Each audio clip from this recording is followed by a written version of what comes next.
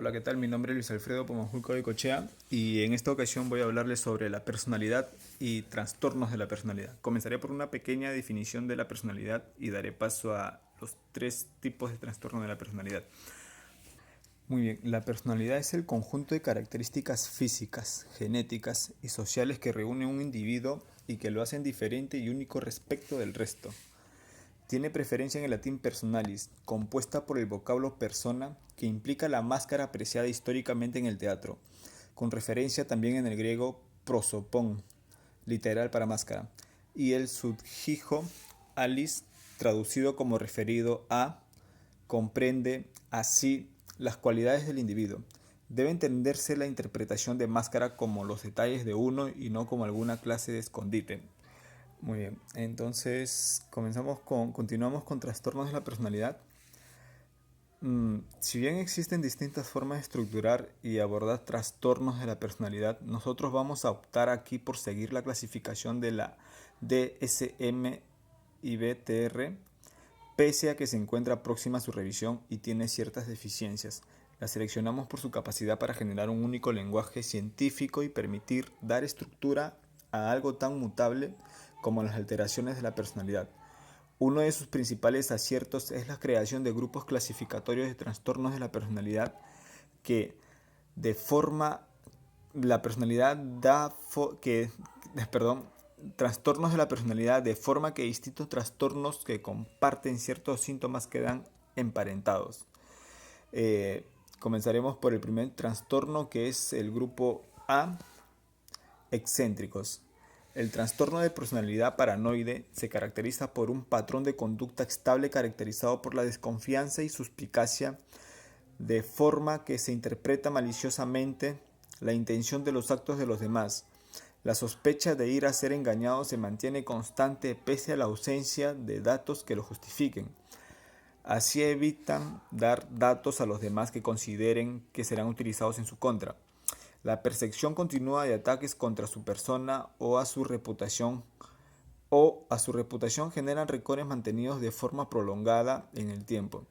La desconfianza sobre la lealtad o fidelidad de amigos y parejas ocasiona graves dificultades de convivencia. El diagnóstico diferencial se debe realizar sobre la esquizofrenia u otra patología de la verificación de la realidad por una enfermedad o por el consumo de sustancias. El tratamiento es muy complicado de realizar, dado que muy raramente el paciente va a solicitar ayuda y con mayor frecuencia desconfiará de la solución propuesta. Farmacológicamente, se recomienda la utilización de neurolépticos de baja potencia, como pimoside, para evitar los efectos secundarios. Más moderadamente, otros neurolépticos de segunda generación con escasos efectos secundarios también pueden facilitar la psicoterapia. Esta debe basarse en un mejor contacto y confrontación progresiva de la realidad, admitiendo la existencia de la desconfianza como eje de las dificultades presentadas. Las dificultades graves para poder tener relaciones afectivas con otras personas y responderles de forma emocionalmente adecuada es la característica principal del trastorno esquizoide de la personalidad. De esta forma no se suele desear ni disfrutar de las relaciones personales, ni siquiera de la familia, por lo que se tiende a elegir actividades solitarias. No se disfruta de prácticamente ningún tipo de actividad, ni amistad, ni relaciones sexuales. Todo esto se enmarca en un clima de frialdad emocional en el que los halagos o las críticas de los demás son irrelevantes.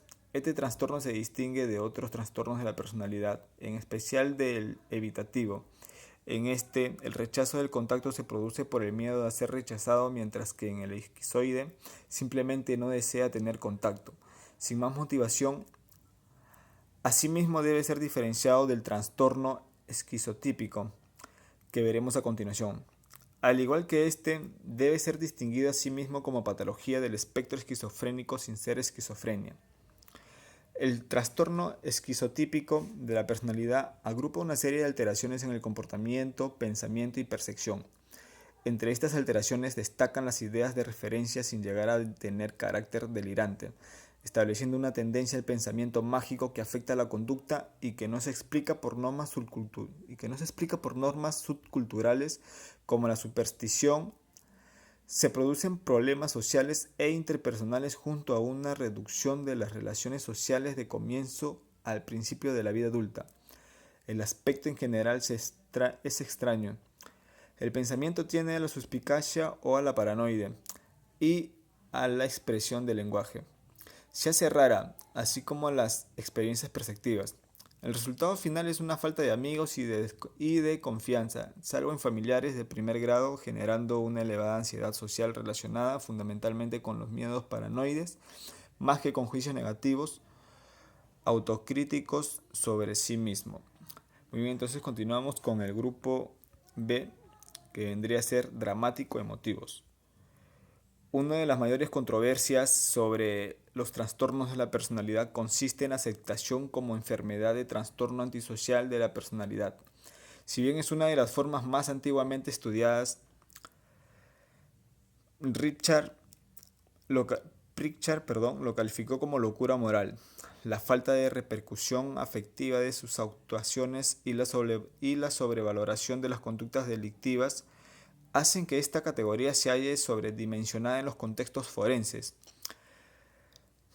facilitando la creencia y tendencia jurisprudencial a no considerar los trastornos de la personalidad como patologías del pleno derecho a la hora de aplicar atenuantes de las penas.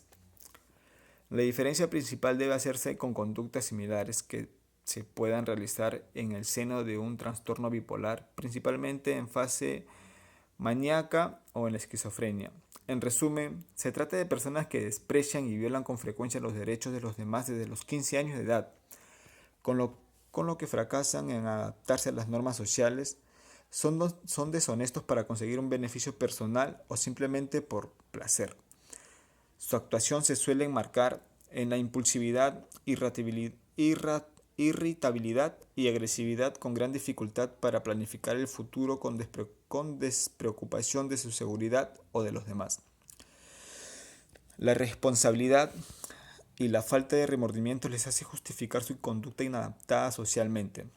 El trastorno límite de la personalidad en el diagnóstico más estudiado de todos los aspectos en el campo de la personalidad. Inicialmente se trató de asimilar al grupo de los trastornos afectivos, Aquiscal, por su inestabilidad.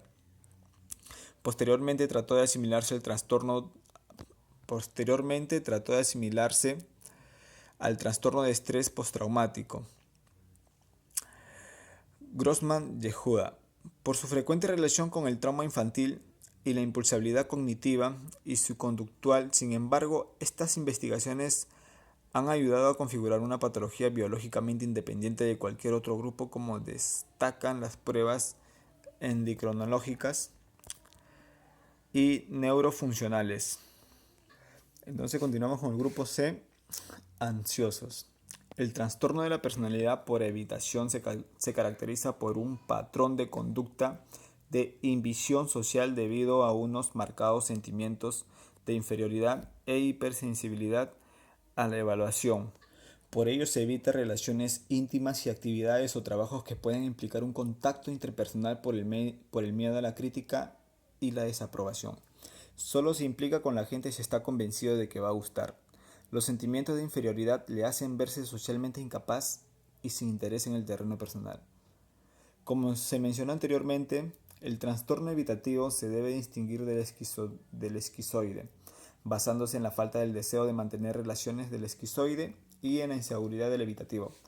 Para distinguirlo del trastorno dependiente de la personalidad, es importante fijarse en la inseguridad del dependiente. Es importante fijarse que la inseguridad del dependiente se soluciona cuando es acompañado en la ejecución de la tarea o en la toma de decisión, mientras que en el evitativo no. Asimismo, es importante distinguirlo de la fobia social, aunque para algunos autores se trata de dos grados distintos de la misma enfermedad. Continuando, los tratamientos es uno de los terrenos más complejos en la psiquiatría, debido a la falta de fisiopatología conocida, de un mecanismo fisiológico de enfermar, que permitiera un tratamiento etiológico dirigido a la causa. Igual que en la epilepsia, se utilizan antiepilépticos o en las infecciones bacterianas antibióticos. Por ello nos concentramos en la utilización sintomática de fármacos de distintos grupos en función de los síntomas principales de cada momento. De forma conjunta e inseparable se debieran utilizar psicoterapias asociadas de forma que se facilite la recuperación funcional de la persona enferma, del mismo modo que se realiza la rehabilitación física en un lesionado, reeducando al cuerpo en su función para poder permitir un funcionamiento adecuado.